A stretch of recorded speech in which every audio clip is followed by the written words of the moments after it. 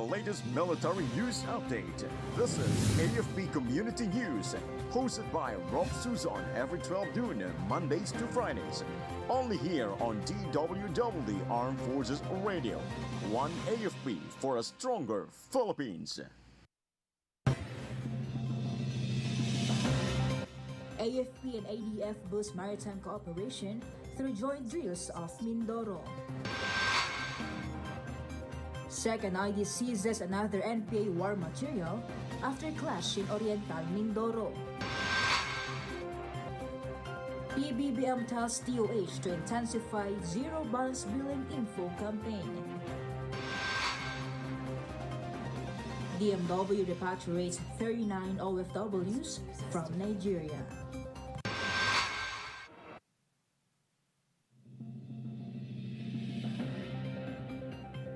Hello to everyone, especially to our troops at Camp Emilio Ginaldo in Quezon City. Today is Wednesday, August 20, and this is AFP Committee News, your source for the updates on the armed forces and other developments across the country. I am Rofh Suzon-Abay here to bring you today's stories. DWDD Armed Forces News. For the brief overview of our news, the Armed Forces of the Philippines and the Australian Defence Force carried out a series of maritime activities off Southwest Lubang Island, Mindoro yesterday as part of Exercise Alon 2025. Naval Assets BRP Jose Rizal and HMAS Brisbane participated in operations such as personnel transfer drills, communications exercise, officer of the watch manning exercise, combined anti-submarine exercise, night steaming, and flight quarter drills. The exercises aim to enhance interoperability, strengthen readiness, and advance maritime security cooperation between the two nations. The joint maneuvers reaffirmed the Philippines-Australia Defense Partnership and their shared commitment to regional peace and stability. DWDD Armed Forces News. Soldiers of the 2nd Infantry Division seized another war material of New People's Army following a clash in Barangay Panaytayan, Mansalay Oriental, Mindoro yesterday. The 15-minute firefight erupted when the 4th Infantry Battalion launched a security operation after receiving reports of armed rebels from residents.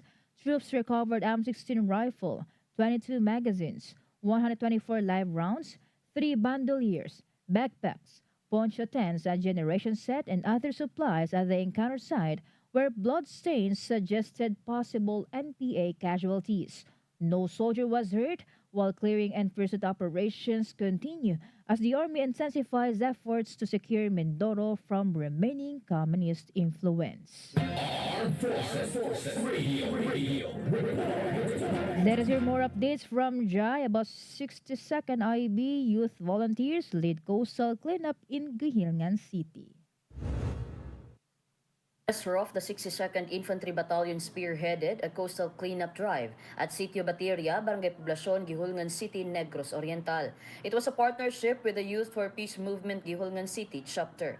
The activity, as part of the AFP's West Philippine Sea campaign, gathered 275 participants from different government agencies, civic groups, and barangay officials. The initiative highlighted the Army's commitment to environmental protection while promoting public awareness on the West Philippine Sea issue and the government's peaceful approach to maritime disputes.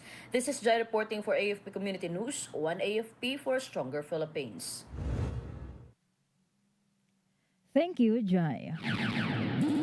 DWDD Armed Forces News. Police recovered an armed cache of New People's Army rebels in Sitio Tugas, Barangay Tawad, Esperanza, Masbate.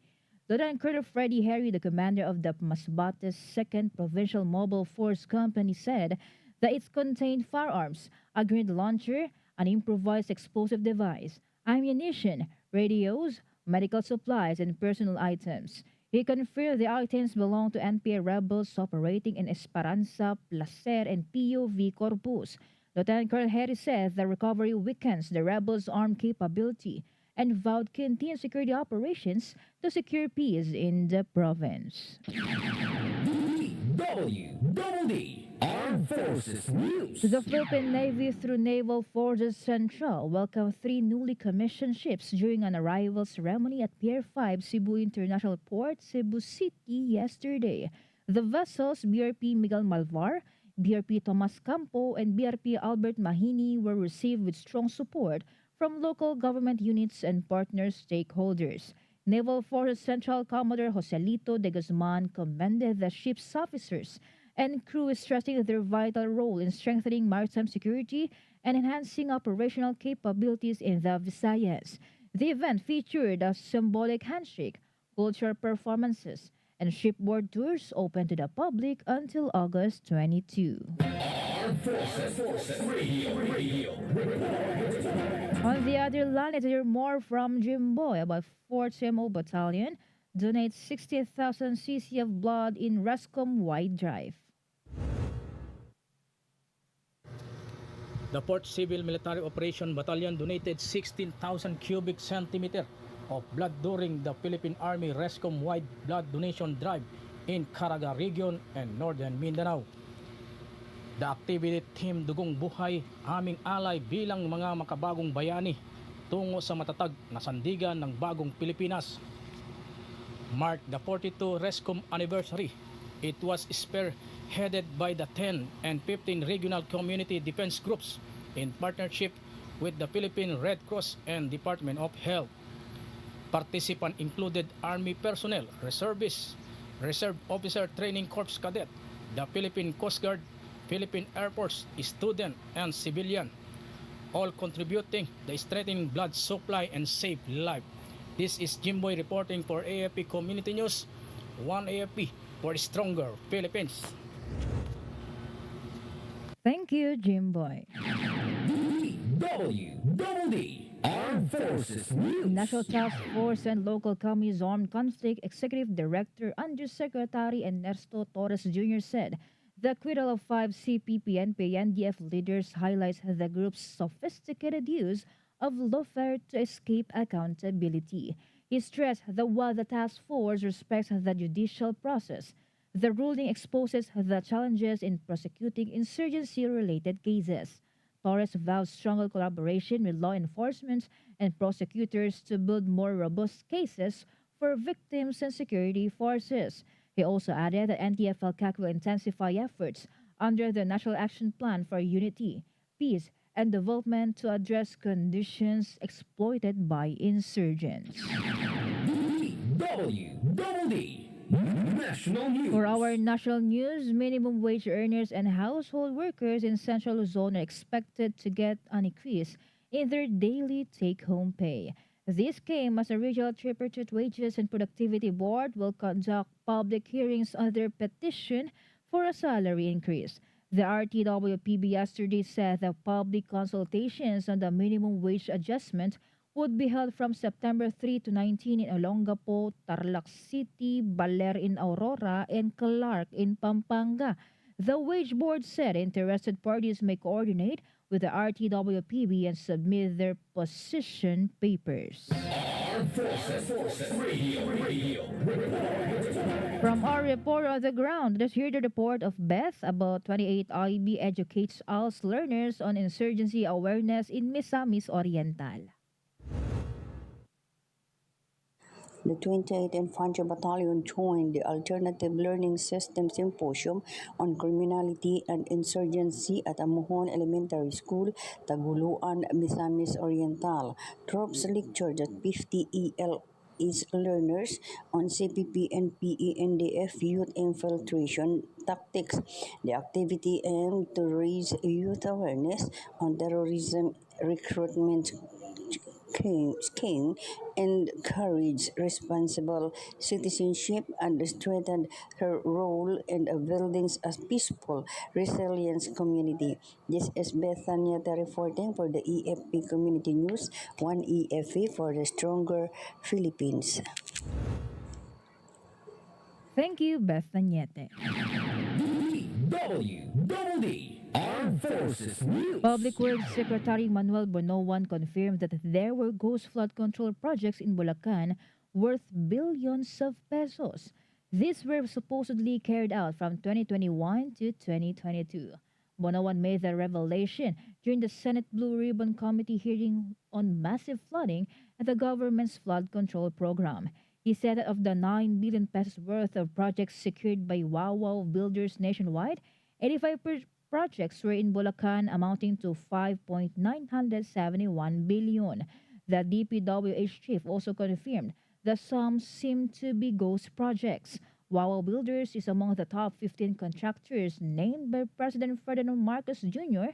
They receive a large chunk of the government's flood control projects over the years. DWDD National News. Department of Public Works and Highways Secretary Manuel Bonoan ordered a technical and financial audit of flood control projects which collapsed during the onslaught of the southwest monsoon and series of weather disturbances in July. Bonoan said they have to go through intensive technical and financial audit of these projects in Oriental Mindoro as well as in other areas. The DPWH chief also clarified that not all on the list of completed flood control projects from July 2022 to May 2025 that he submitted to Malacanang were started under the Marcos administration. He also explained that some of the projects on the list were started by the past administration and were completed in 2022 and 2023. Armed Forces Radio. And now from NOLCOM, let's hear some information from Joanne. But 503rd Infantry Brigade strengthens readiness amidst shifting defense priorities. The Northern Luzon Command, with its trust as a jointly engaged, sustainment, maintain, and readiness-trained force, commands the 503rd Infantry Peace and Justice Brigade for the successful conduct of Combined Arms Brigade Exercise, or CABEX Pagtatasa 02-2025. The exercise enhanced coordination, combat readiness, and interoperability among the brigade's units in Ifugao, Kalinga, and Apayao through field maneuvers, mission planning, and live fire operations. CABEX was conducted as the Army transitions its focus from internal security to addressing evolving external threats, particularly in territorial defense and the West Philippine Sea. NOLCOM remains committed to adapting to changing security challenges, ensuring Northern Luzon remains secure while maintaining a capable and responsive force. This is John Sagaok reporting for AFP Community News, one AFP for stronger Philippines. Thank you, Joanne from NOLCOM. DWDD National News. The Senate will subpoena the owners of the top 15 contractors who cornered the lion's share of flood control projects under the Marcos administration. This came after more than half of them skipped yesterday's Blue Ribbon Committee hearing on project anomalies. Only 7 of the companies sent representatives to the Blue Ribbon hearing yesterday, prompting the committee to approve a motion to subpoena the owners of the 15 firms to compel them to attend the next hearing. The only 4 companies represented by their owners were Legacy Construction Corporation, President Alex Abilido, QM Builders owner Alan Quirante, EGC Construction owner Ernie Bagao, and 888 Construction owner Wilfredo Natividad. DWDD National News. Local officials have started inspecting flood control projects implemented by the Department of Public Works and Highways. This follows reports of lack of coordination with the Quezon City government. At least 30 DPWH projects have so far been inspected by the city's engineering department. Among those inspected were 2 pumping stations in District 1, as well as flood controls and mitigation structures across the city. Armed Forces Radio. More of this from Gina. 56 IB partners plan 600 coconut seedlings to support IP livelihood in Talaingod. Yes, Rofh, the Charlie Company of the 56th Infantry Tatag Battalion planted over 600 coconut seedlings from Penrod, Davao del Norte, in Sitio Kamingawan, Palma Hill, Talaingod, Davao del Norte. It was in partnership with the revitalized police sa barangay and the Kamingawan Farmers Association. The activity promotes environmental protection while providing a sustainable livelihood for indigenous peoples' communities. The 56th IB and its partners emphasized that the effort symbolizes not only planting trees but also nurturing hope, resilience, and a greener future for Talaingod. This is Gina reporting for AFP Community News, 1 AFP for Stronger Philippines. Thank you so much, Gina. DWDD National News. For other national news, the Federation of Free Workers in the Trade Union Congress of the Philippines expressed their support for a bill that would grant a 14-month pay to workers in the private sector. The two groups said the measure would provide relief for workers struggling with the rising cost of living. Senate Minority Leader Vicente Soto III earlier filed Senate Bill 193, which requires private employers to give a 14-month pay to their workers. Deputy Speaker Raymond Democrito Mendoza also filed a counterpart measure, the House Bill 3808, in the House of Representatives. DWDD National Albay News. 3rd District Representative Raymond Adrian Salceda has filed House Bill 3810, or the proposed Right to Dignified End-of-Life Care Act. The measure aims to mandate the Philippine Health Insurance Corporation to cover end-of-life care.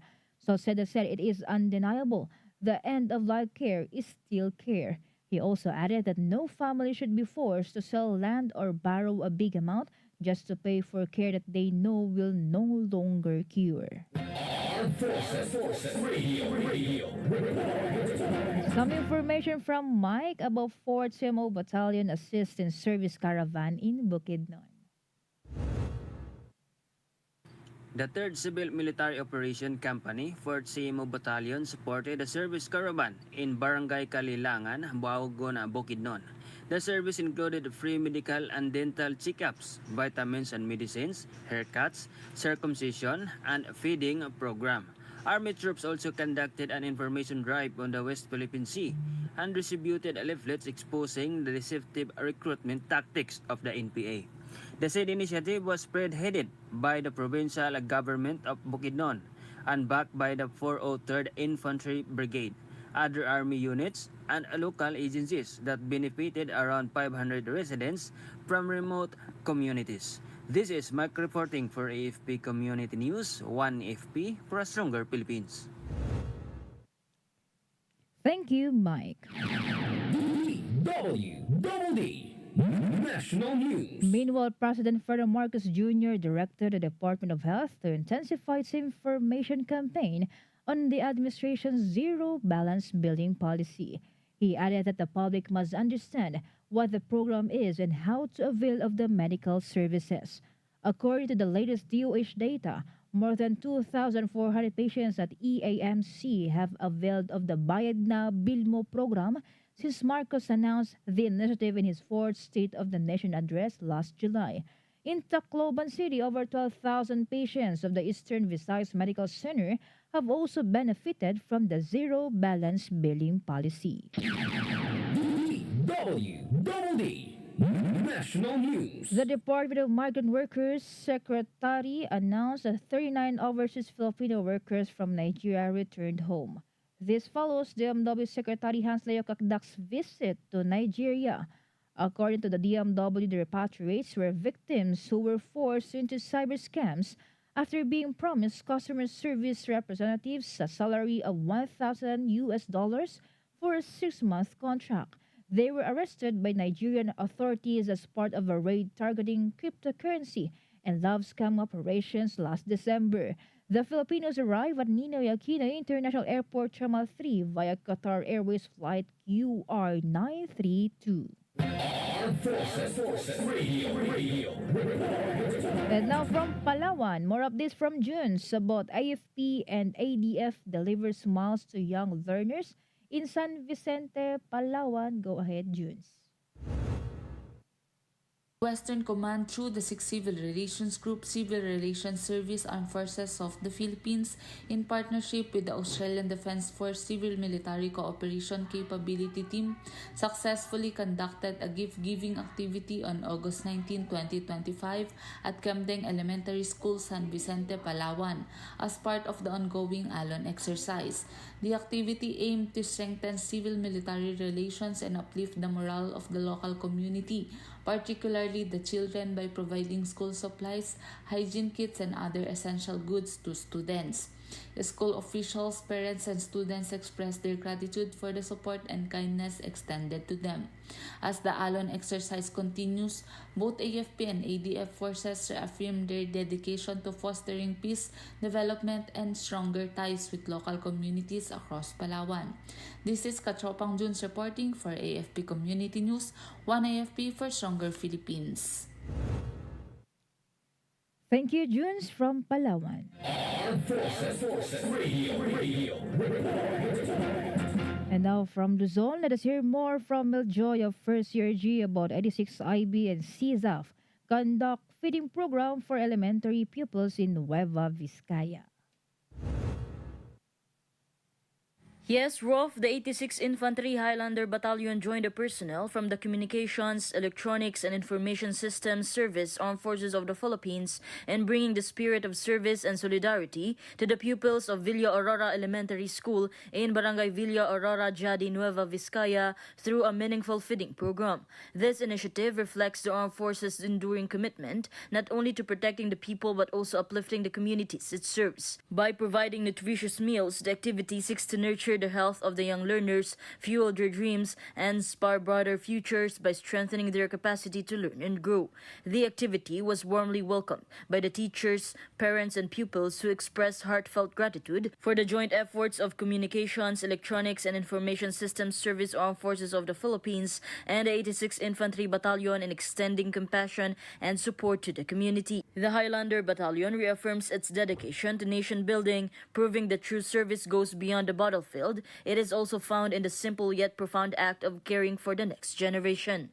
This is Meljo Inesio Arok reporting for AFP Community News, 1AFP for Stronger Philippines. Thank you, Miljoy of First CRG. DWDD National News. The number of crime incidents in Negros Island region has dropped following the implementation of the 5-minute emergency response policy of the Philippine National Police. Records show that from June 2 to July 31, the number of incidents went down to 1,688 from 1,834 during this same period last year. NIR Police Director Brigadier General Arnold Thomas Ibay said the region's crime clearance and solution efficiency rates were at 95% and 85% respectively. Ibay said incidents involving 8 focused crimes, the murder, homicide, physical injury, rape, robbery, theft, carjacking, and motorcycle theft dropped from 178 to 107 or 166. DWDD Armed Forces News. And that concludes today's broadcast, and thank you for tuning in, especially to our audience on AFP Radio, the WWD's Facebook page. Be sure to join and catch us again on Friday for more stories and updates, same time and same station. Once again, this is Rofh Suzon-Abay for AFP Community News, 1AFP for Stronger Philippines. Behold the latest military news update. This is AFP Community News, hosted by Rofh Suzon every 12 noon, Mondays to Fridays. Only here on DWDD Armed Forces Radio. 1 AFP for a Stronger Philippines. Ito ang DWDD 1134 kHz AM. Balita, impormasyon at musika. Ito ang DWDD AFP Radio. Boses ng Kawal Pilipino. Kayo ay nakatutok sa DWDD AFP Radio. Kami po ay kasapi ng KBP, Kapisanan ng mga Broadcaster ng Pilipinas.